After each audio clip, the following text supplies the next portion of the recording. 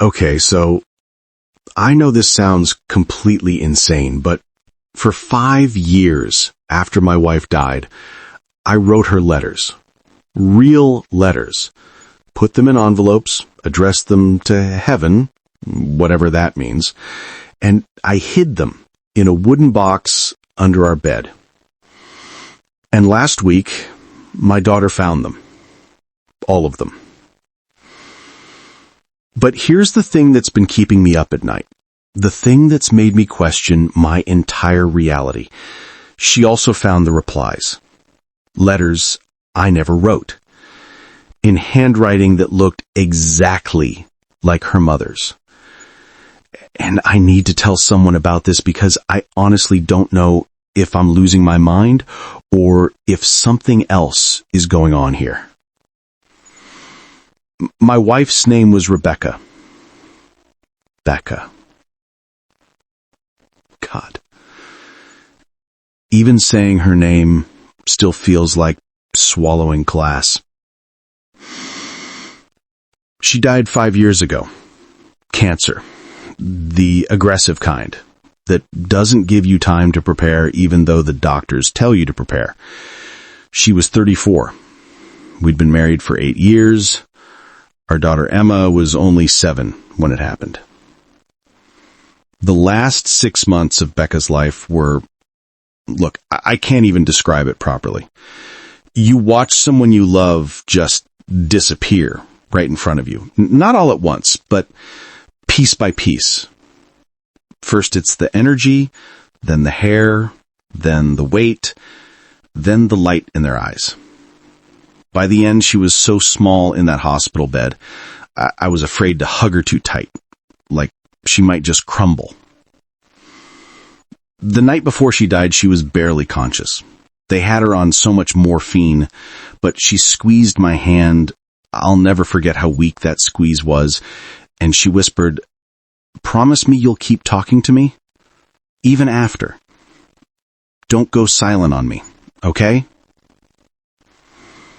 I promised. I didn't know what else to say. You promise everything when someone's dying. You'd promise to fly to the moon if it made them feel better.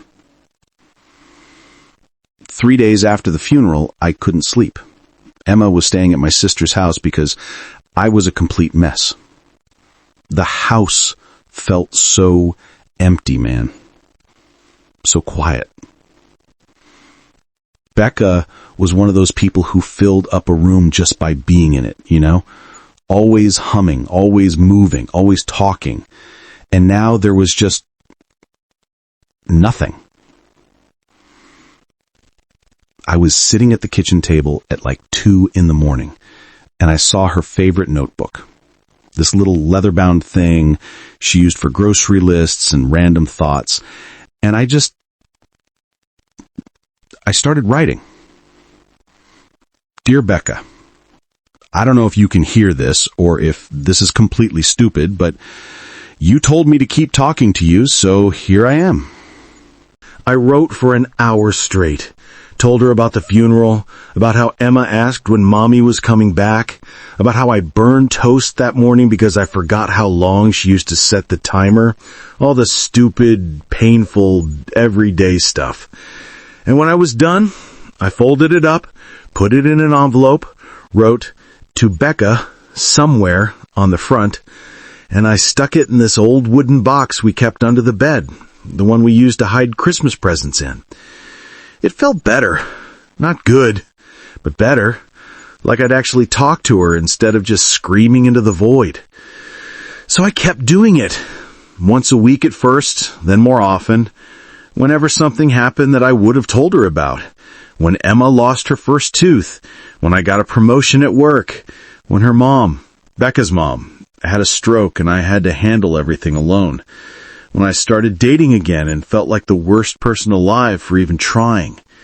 I never told anyone. Not my sister, not my friends, definitely not Emma. It was my thing, my way of coping. My therapist probably would have said it was unhealthy, but honestly, it was the only thing keeping me from completely falling apart. The letters piled up, dozens of them, Maybe over 100 by the end. I never read them after I wrote them, just sealed them up and put them in the box. Out of sight, out of mind. Except they weren't really out of mind because I knew they were there.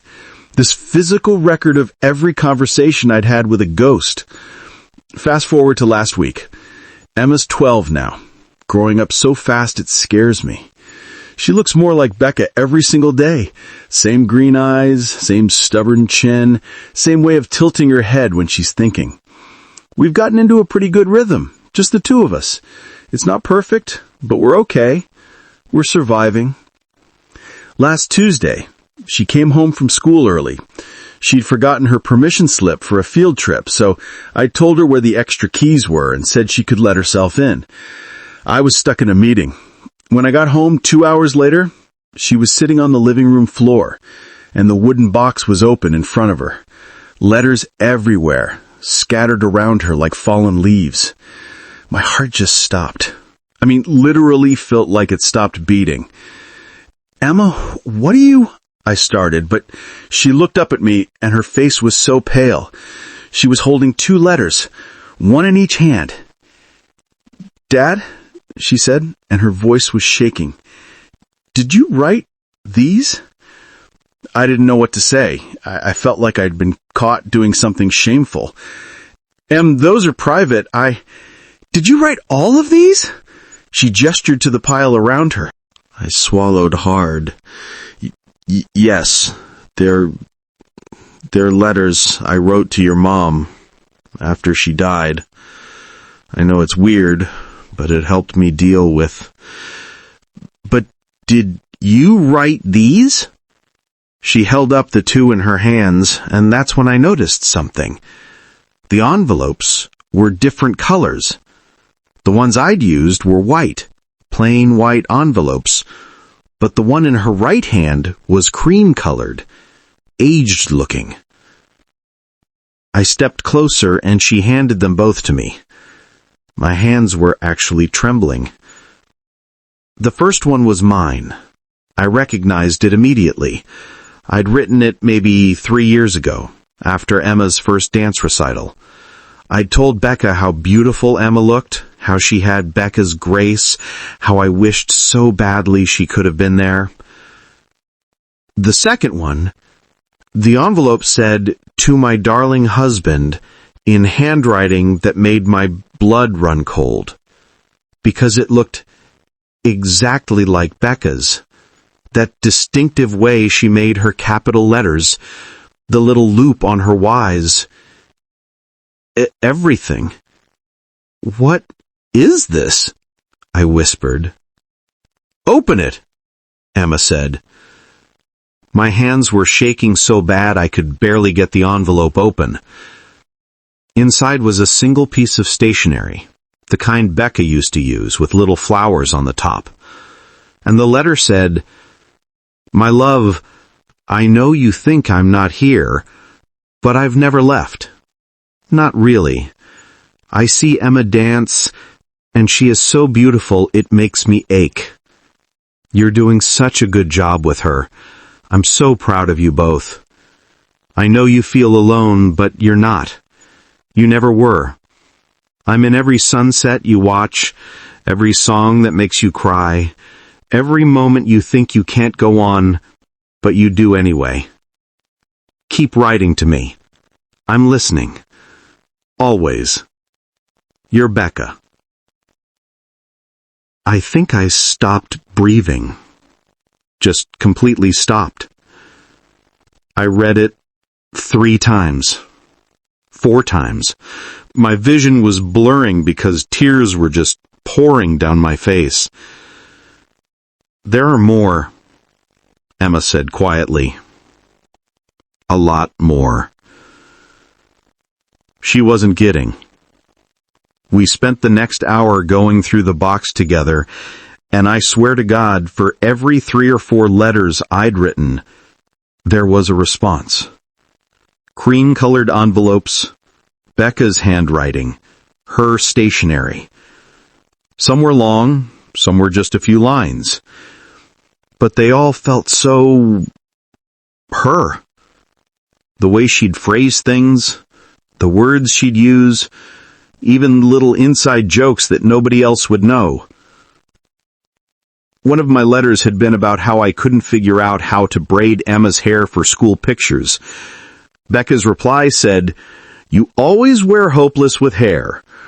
Remember when you tried to help me dye mine and we turned the bathroom purple? Emma's beautiful no matter what. But the secret is to separate it into 3 even sections first, then cross left over middle, right over middle. You've got this. P.S. Don't use too much hairspray. Let her be natural." Another one I'd written was darker. It was from about a year after she died, when I was really struggling. I'd written about how sometimes I wanted to just give up, how I didn't know if I was strong enough to do this alone. Her response said, "You are stronger than you know, stronger than I ever was, and you're not alone. I'm here. Emma needs you. The world needs you. Please stay. Please keep fighting. I love you more than words, more than time, more than death itself. Don't give up on us." I was full-on sobbing by this point. Emma was crying too, clutching one of the letters to her chest. "Dad," she said, "how is this possible?" "I don't know, baby. I honestly don't know." "Did you write them? Like, did you write both sides and forget?" "No. I swear to God, no. I've never seen these cream envelopes before. I don't even know where they came from." We sat there for a long time, just surrounded by these letters, this impossible correspondence between the living and the dead. And I kept trying to find a rational explanation. Maybe I'd had some kind of blackout episodes and written them myself. Maybe someone was playing a cruel prank. Maybe I actually was losing my mind and this was all a delusion. But deep down, I didn't believe any of that. Because these letters knew things. Private things. Specific things. Details about our life together that I'd never told anyone. Inside jokes that died with her. The way she'd comfort me that was uniquely hers. Emma picked up one more letter, one of the responses. This one was addressed to both of us. "To my 2 greatest loves," it said on the envelope. She opened it and read out loud, her voice breaking. "I know you found these, and I know you're confused. Maybe even scared. Don't be. Love doesn't end just because a heart stops. I've been here the whole time watching you both grow and heal and become even more beautiful than I imagined. Emma, you are my miracle. Be kind, be brave, be yourself. Your dad needs you as much as you need him. Take care of each other. And remember, I'm not gone. I'm just love now. Pure love. And love never dies. It just changes form. I'll see you both again someday, but not too soon. Live your lives. Be happy. Make me proud. You already do. Forever and always, Mom." We held each other and cried for what felt like hours. Just absolutely broke down together. Since then, I've been going over every possibility. I've checked the handwriting against old cards and notes Becca left. It's identical. I've looked at the paper. It's the exact same stationery she ordered from this small shop in Portland that doesn't even exist anymore. I've tried to remember if I ever showed anyone these letters, if anyone had access to the box. No one. It was locked. The key was on my keychain. I even considered that Emma might have written them somehow, but she would have been too young when most of these were written. And besides, she didn't know half the things mentioned in those letters. No one did. Just me and Becca. So where does that leave me? I don't know. I really don't. Part of me wants to believe it's really her. That somehow, some way, love is strong enough to cross whatever boundary separates life and death. That she's been with us this whole time, watching over us, writing back when I needed her most. God, I want to believe that so badly it physically hurts. But another part of me's terrified. Because if it's not her, then what is it? And if it is her, what does that mean? How does that work? Is she stuck somewhere? Is she in pain? Should I be trying to let her go instead of holding on? Emma wants to write a letter now, together. She says we should thank Mom for watching over us, for never really leaving. And maybe she's right. Maybe that's what we need. Closure or connection or whatever this is. I haven't decided yet if I'll write again. Part of me thinks I should seal that box and never open it. Let it be a beautiful, impossible mystery. But another part of me thinks, what if I stop writing and the replies stop too? What if this is my one chance to stay connected to her, and I'm throwing it away because I'm scared? The truth is, I don't know what's real anymore. I don't know if those letters are from my wife's spirit, or from some part of my subconscious that needed her voice so badly I created it myself, or from something else entirely that I can't even begin to understand. What I do know is this: those letters saved my life. Whether they came from heaven or from my own broken heart, they kept me going when I wanted to quit. They reminded me that love doesn't disappear just because someone does. And they gave my daughter a piece of her mother she thought was lost forever. Last night, I put all the letters back in the box, mine and hers. I put it back under the bed. I didn't lock it this time. Emma knows where it is now, and honestly, that feels right. Those letters belong to both of us. They're our connection to Becca. Real or imagined, supernatural or psychological, it doesn't matter. They're ours. And this morning, I found one more cream-colored envelope on top of the box. I know I didn't put it there. I know Emma didn't either. She was at a sleepover. It wasn't sealed, just folded closed. Inside, in Becca's handwriting, it said, "Thank you for never forgetting me. Thank you for keeping us alive. I love you both more than all the stars. Keep going. Keep living. Keep loving. That's all I ever wanted. That's all I want now. B." So yeah, that's my story. That's my confession. I'm either the luckiest man alive because my wife's love transcended death itself, or I'm completely losing my grip on reality and creating elaborate fantasies to cope with grief.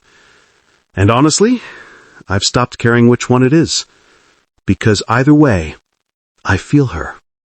I feel her love, and that's enough. Be honest. If you were in my place, would you still trust love after that? Drop your thoughts in the comments. I really want to know what you'd do. And if this story hits you even a little, don't just scroll. Hit that like button and subscribe. Because every story here isn't just a story, it's a reflection of someone's truth. Maybe even yours.